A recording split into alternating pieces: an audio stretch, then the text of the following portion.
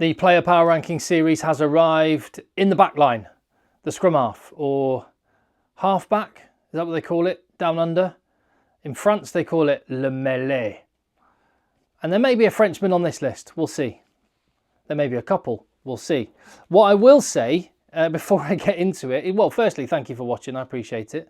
I'm Tim and this is Egg Chasers, and this is my effort to chart the best players on the planet, the top 10, position by position, and update it twice a year to kind of track who's on the rise, who's on the fall.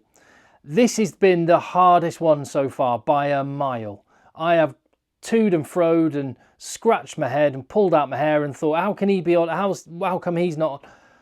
It's really difficult, partly because two players on the pitch play so much rugby. The replacement quite often gets as many minutes as the guy that starts.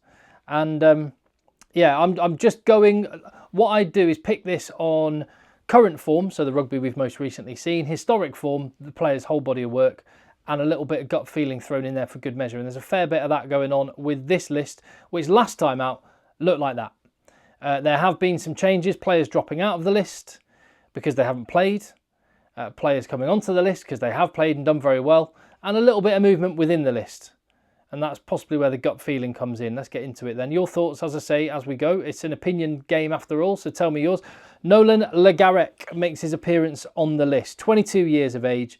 France have got ridiculous talent at scrum half. It's actually outrageous how good their stable of scrum halves are. They've got players that are third, fourth, fifth, even sixth choice that would stroll into the national team for other countries. It is quite amazing. Nolan Le Garrec was on the bench through November when Anton du Preez was back. He started the final two Six Nations games, looked really good as well, scored a couple of tries in those games, and has been classed for Racing 92. He's off to La Rochelle, but of course I am only taking into account, and this will be relevant when I talk in a bit, I am only taking into account international rugby on these lists. It's the reason why Jacques Willis couldn't feature on the list of open side flankers. He hasn't been playing international rugby. Nolan Le Garrec has, and it'll be interesting to watch in the Six Nations coming up. Is he the backup scrum half for Dupont still? We'll see. Cobus Reinach is dropping places. Is it the last we've seen now of Cobus Reinach in a Boks jersey?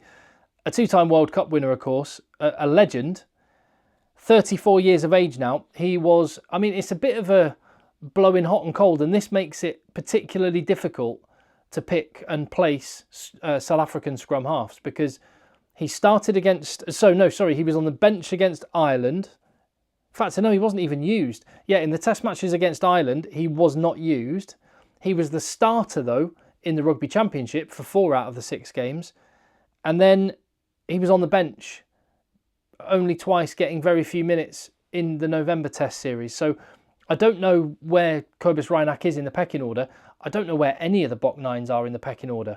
I'm sure Rassie Erasmus has a plan and knows, but that's going to be one to watch. But Cobus Reinach, just purely based on the rugby that he's played, has to drop down the list. And Grant Williams actually nudges just up ahead of him.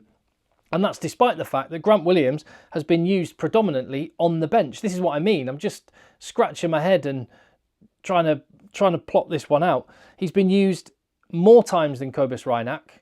He's got lots of minutes, but a lot of them have been off the bench. And it's a little bit like Quacker Smith.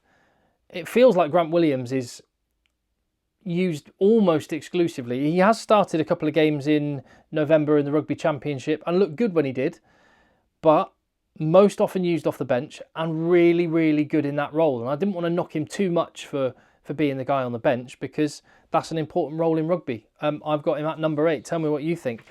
Ben White goes up 1 spot to number 7. I think a big part of this is, like I say, when you have countries that chop and change their scrum halves a lot, and 2024 has been a year, or was a year, when South Africa really rotated loads. Jaden Hendricks is another who doesn't even feature on the list.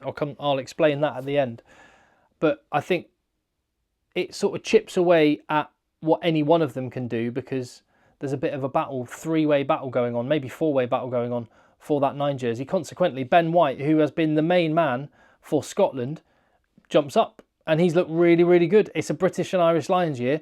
I think there's a chance he gets the 3rd scrum half spot. Thomas Williams and the Welshman might have something to say about that. Craig Casey might have something to say about that.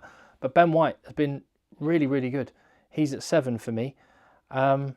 this is probably a good moment to mention Baptiste Serin, because Ben White is the backup scrum half at Toulon, and Baptiste Serin is the main man wearing 9, Le Petit Général, at the Stade Mayol.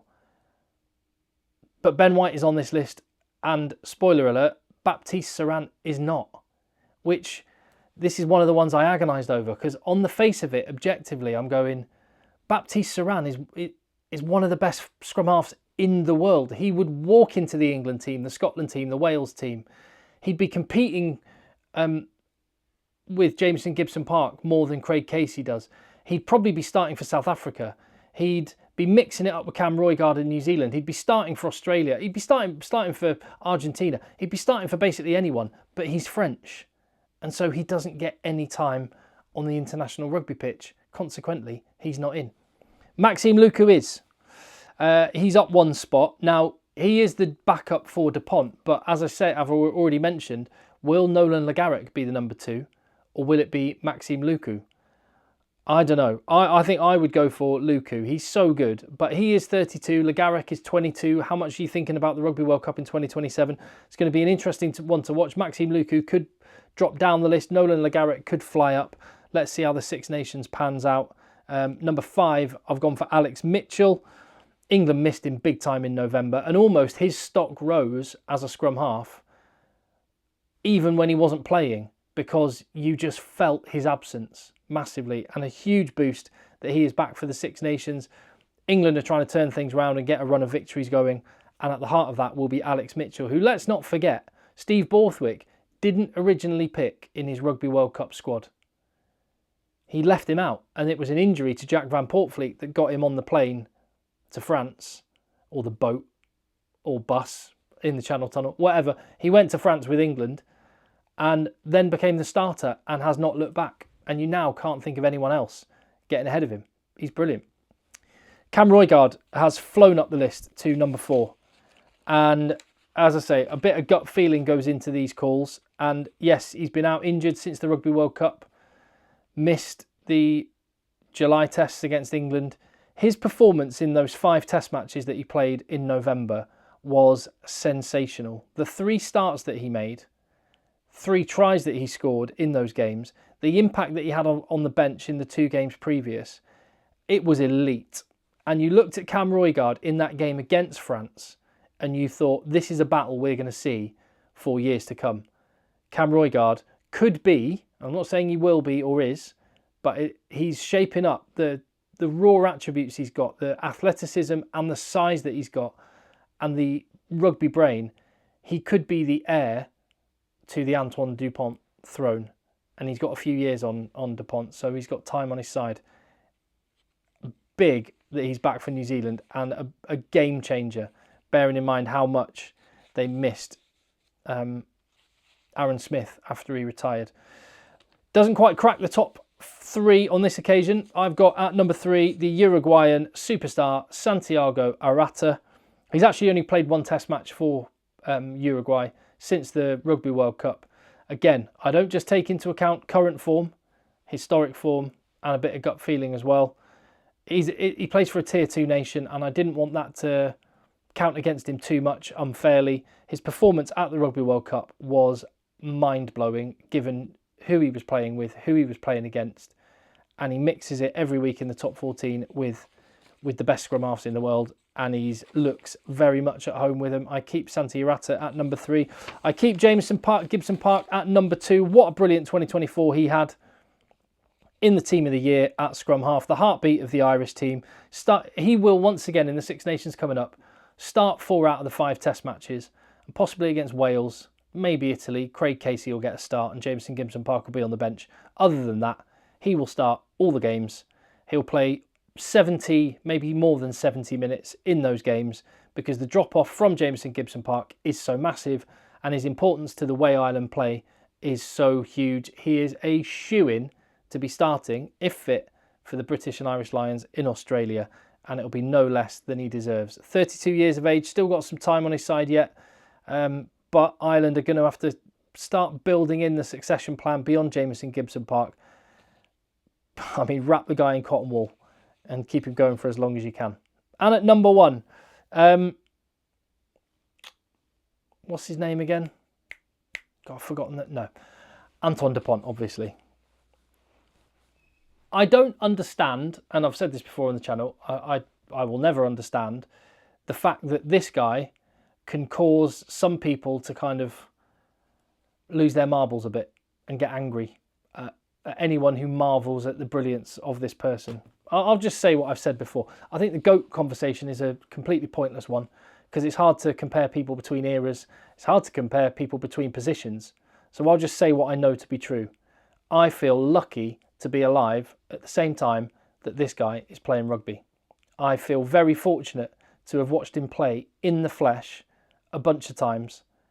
And I can say with 100% confidence, he is the best rugby player I have ever seen play live. And he is one of, well, he's the best scrum half of my that I've ever seen in my lifetime.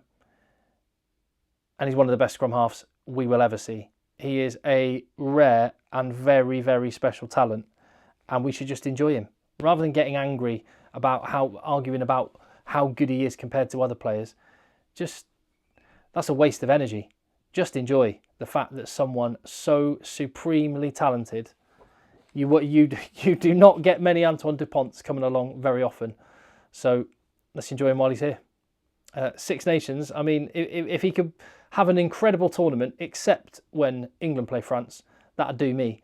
But just glad he's back in the Six Nations. We missed him last year. It was not the same tournament without the genius of this fella. Clearly and obviously, and I don't know that anyone could possibly argue that he isn't deserving of the number 1 spot. Some of the players that weren't there then, I've mentioned a few of them as I was going through. Jaden Hendrickse. It's a 3-way battle for the Boks 9 jersey. Whoever emerges is going to go up this list. But while there's 3 players that are sharing the game time, it's really hard to pick. And they can blow hot and cold. Baptiste Serin. I mean, arguably, if I were just picking pure talent, Baptiste Serin probably sits number 3.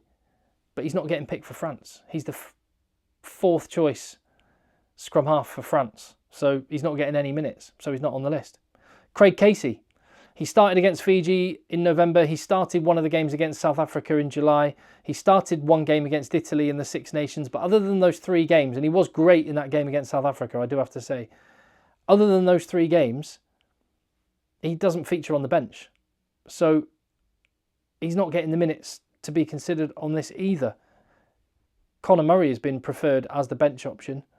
I think that needs to change now, and I think it will change in this Six Nations tournament. And then Craig Casey will be back up the list as well. And there are others. Give a shout for the people that you think should be on the list.